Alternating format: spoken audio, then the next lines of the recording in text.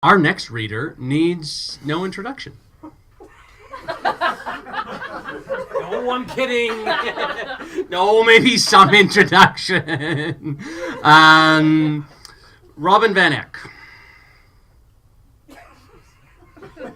Robin Van Eyck. But what do I know about Robin Van Eyck? Well, after last year's bloody offensive, I know way more than I ever would have asked about her period panties. What else? Robin, did you ever send me your bio? Oh, wait, I have it right here. Robin Van Eyck's writing has appeared in numerous literary journals, both online and in print. By day, she devotes far more of her time than any of us deserve to improve the craft and plight of her fellow writers in her role as program director for the Alexandra Writers Center. I didn't put that. So, no, I wrote that. Right, AWCS. By evening, she's anything you want her to be. A writer, a mother, a wife, a slave driver, a master baker. I said master baker! And a connoisseur of fine and not so fine wines and cheeses. Depends on the day and her mood. But don't ask her ever. I'm serious about this. I am deadly serious about this. Don't ask her ever to reach anything from the high shelf. She'll probably punch you in the kneecap. Robin, get out here and offend us all.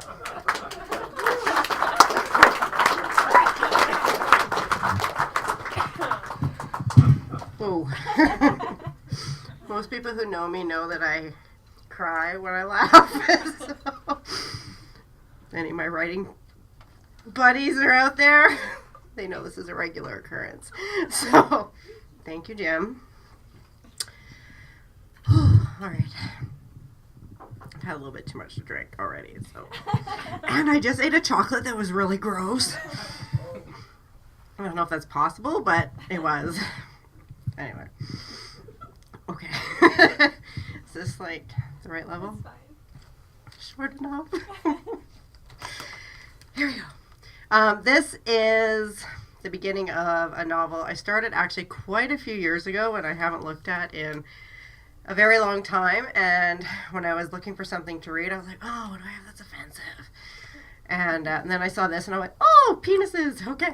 So that always works. I've never said that in my life.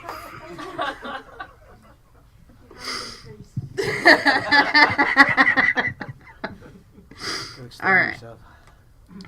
Okay. My first experience with male genitalia was when Joey Monroe dropped his pants and waggled his wiener in front of me, pleading for me to kiss it. Just one peck, but I wasn't about to put my lips anywhere pee dribbled from. Our parents were in the dining room laughing and gossiping over the gazillionth round of cribbage and about the same amount of rye and coke, while Joey had me crushed into his closet, the hem of his shorts dangling from the closet rod, tickling my forehead. A moment earlier, we'd been playing cars, launching trucks and Hot Wheels off the broken-off front of one of his dresser drawers, and then suddenly he turned to me and said, I saw my mom touch my dad's penis.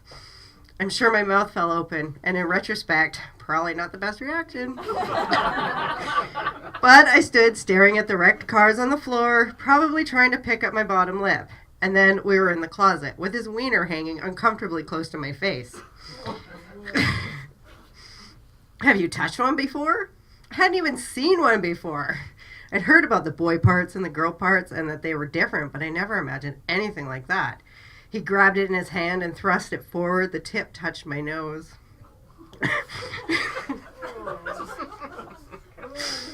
I squealed and slid backward, my back against the wall. Come on, Joyce, touch it. I don't want to. It won't hurt. Him or me, I wondered. You have to, he said. Or what? He thought about this for a minute.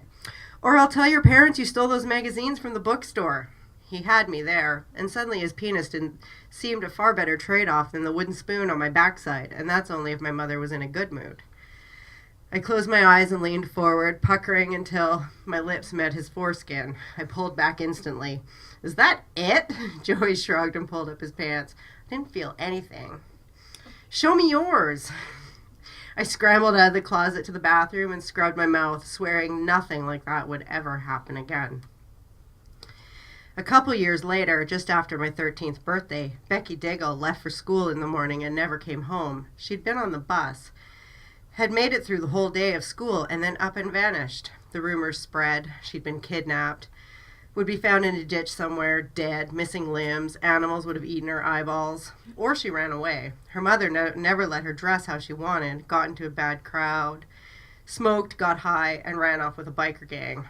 There was no biker gang in this neck of the woods, and our town had nothing to offer to the locals, let alone some drug-starved team of hairy men with leather jackets.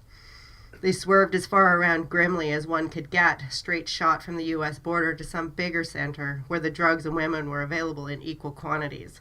Calgary. Even thinking the name made me shudder, and yet I knew someday I would find myself there.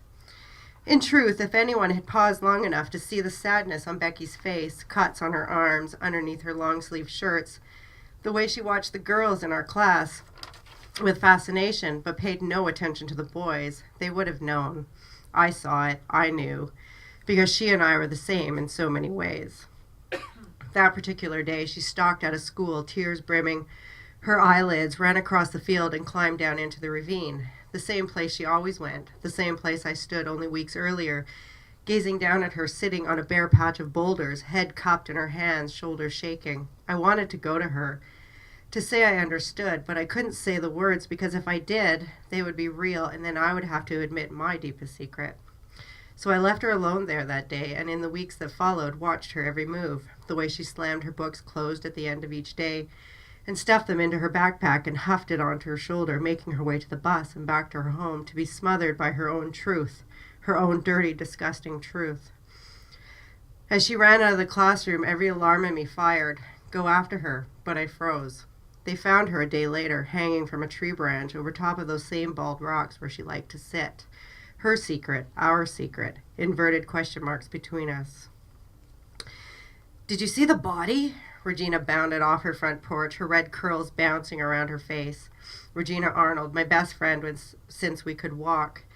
Her mother and my mother, inseparable since high school. The stories I heard, the pair of them hitchhiking to Toronto in '65 to catch the Rolling Stones in concert, not being able to score tickets, but got in deep with a couple of Lennon wannabes and hotboxed a VW Bug.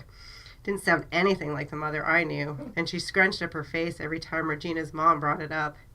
Seemed only natural they'd settle together in the same town, make babies, and do all the other homemaker stuff mothers do. No, I only heard about it. Terrible. Why would anyone do that? I'm going to live forever. I have a feeling you totally will. Regina looped her arm through mine. My dad brought me a Walkman back from Calgary. Want to see it? She dropped her backpack on the ground and fished through it. She pulled out a silver rectangular box with blue writing on the cover and headphones. Lucky! It's so cool! She pressed the headphones over my ears. Listen! Duran Duran filled the air, sucking me into a silky forest being chased by a hungry wolf. My skin warmed and I felt freer than ever before. I handed the headphones back. You should come over after school. Dad brought me a bunch of other tapes. Regina tucked the machine back in her bag. I felt sick. A wad of jealousy rolling around in my stomach, slowly growing into a gelatinous mass. I can't. Promised my dad I'd help him in the store today and he'd let me drive home. You can't drive. You're only 13. Don't tell anyone, especially my mother. Joey and Paul Lester appeared on the sidewalk. Their laughing stopped abruptly when they saw us. Ladies, Joey smirked. Even the sight of him still made my skin crawl. Don't you have anything better to do? Regina said.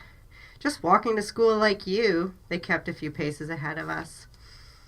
Her face was purple, eyes bulging out, Joey said so we could hear. You didn't see it, Regina said. Did so, Joey snapped around. All messed up. He rolled his eyes back and screwed up his face, tongue poking out one side of his mouth in an expression of mock choking.